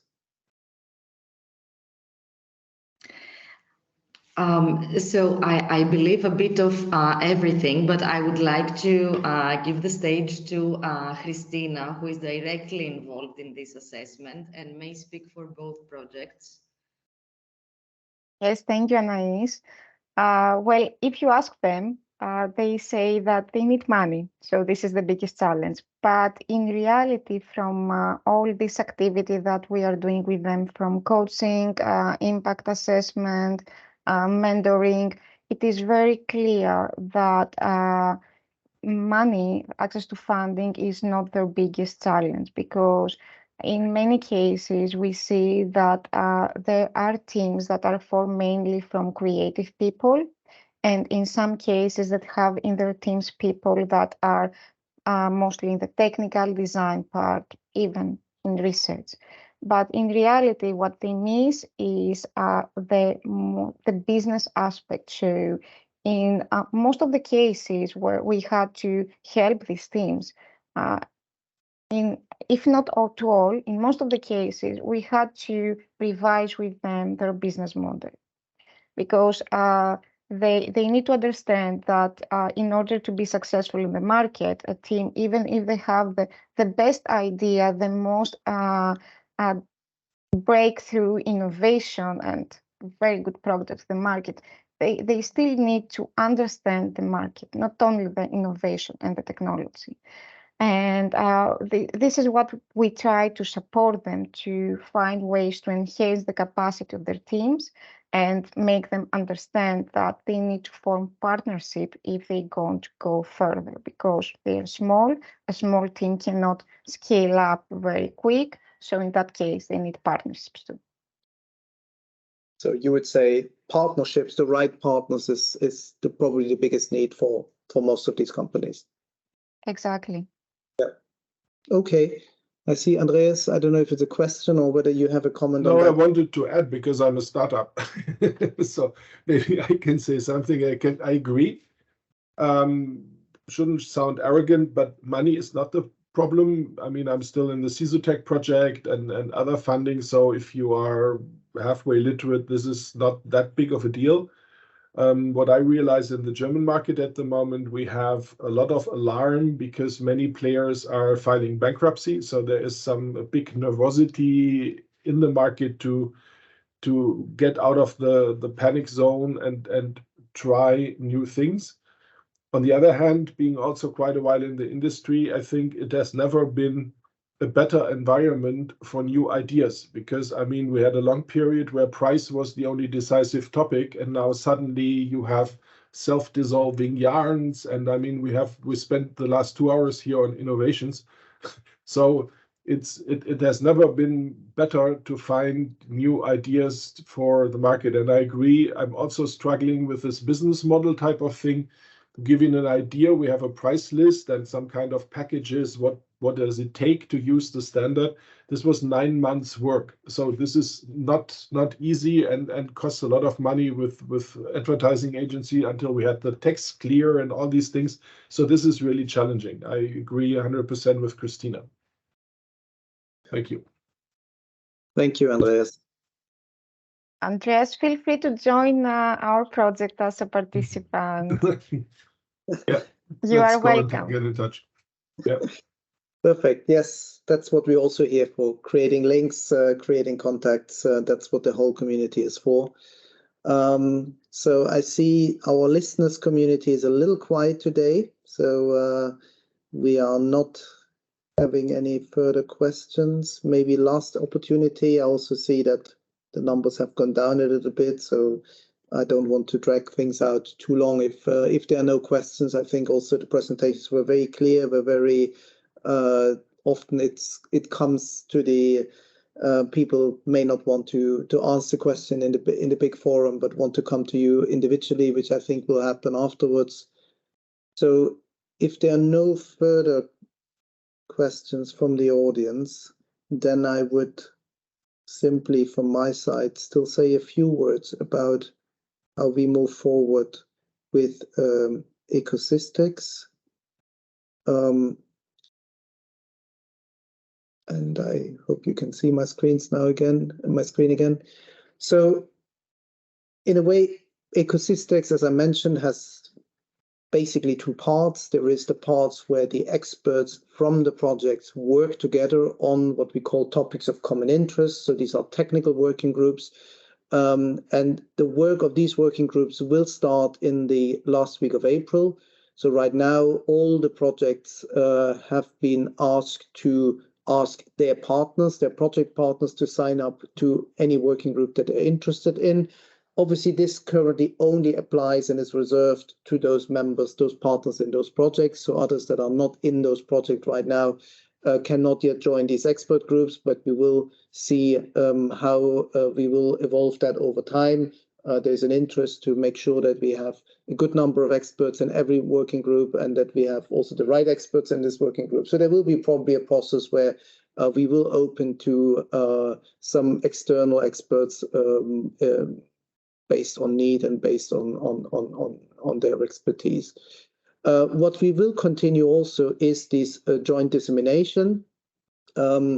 We have so far, we've done it in a kind of an ad hoc way. So basically, we have asked all our 19 projects over the last, 6 months, I would say, to present themselves at least once. I think there were 2 projects that presented already twice, like CIRPASS today was already a follow-up presentation.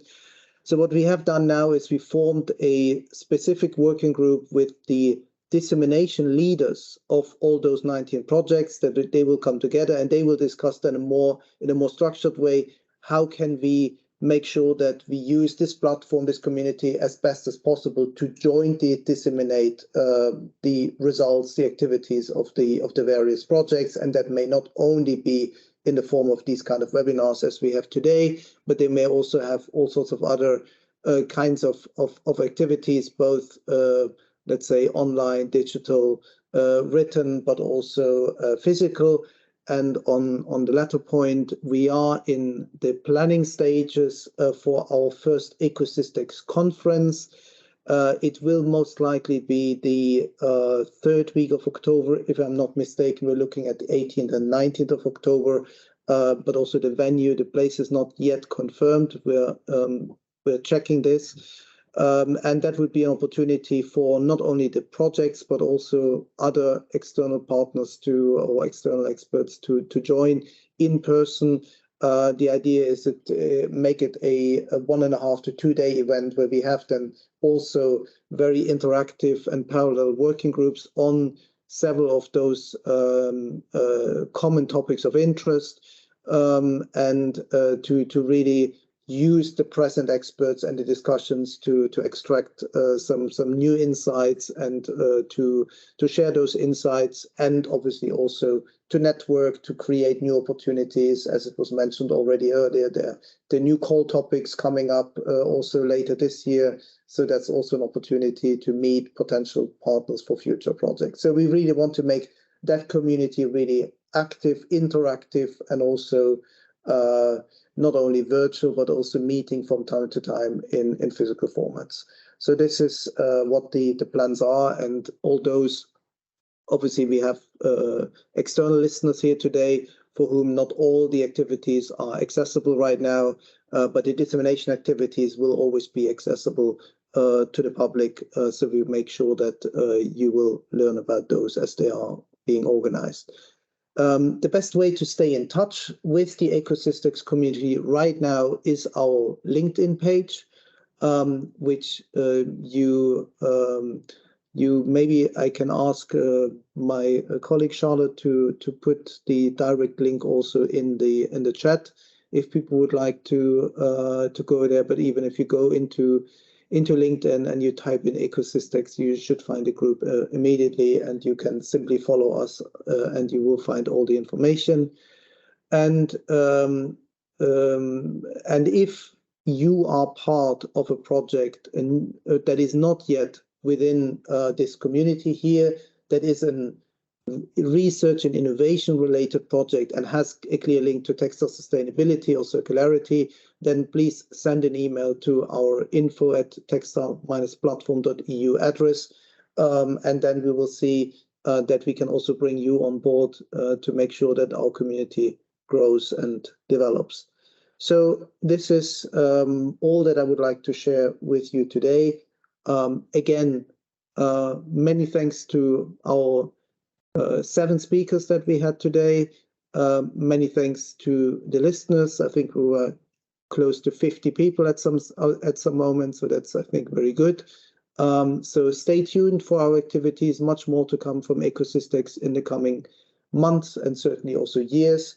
We're online, we're on social media, and if you have a direct question, use our info address and we'll get back to you very quickly.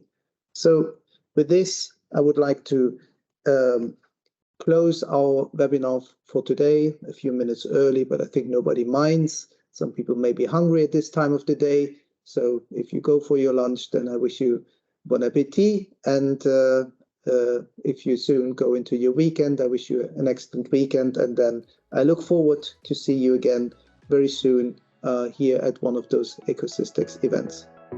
Thank you very much.